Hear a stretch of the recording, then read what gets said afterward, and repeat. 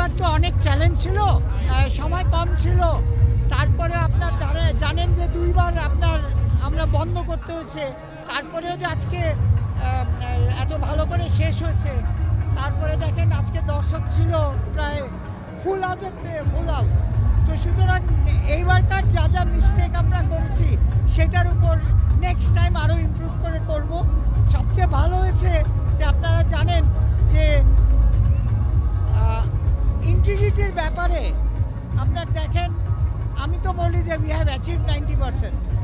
So যেহেতু আপনারাই গতবার অনেক কমপ্লেন এসছে, তার আগেও এসছে, তো কিন্তু এবার আমরা মনে হয় 90% ক্লিন একটা বিপিএল দিতে পেরেছি। প্লেয়ার্স পেমেন্টটা কালকের থেকে আমরা শুরু করে দেবো আমাদের কাজ। সব টিমকে বলেছি তারা যা যা পেমেন্ট করেছে সেই সব আমাদের জমা দিতে হবে। দুই সপ্তাহের মধ্যে আমরা এটা চেক করব, না করে আমরা আমাদের কাছে যে টাকাটা জমা আছে সেটা পেমেন্ট করব।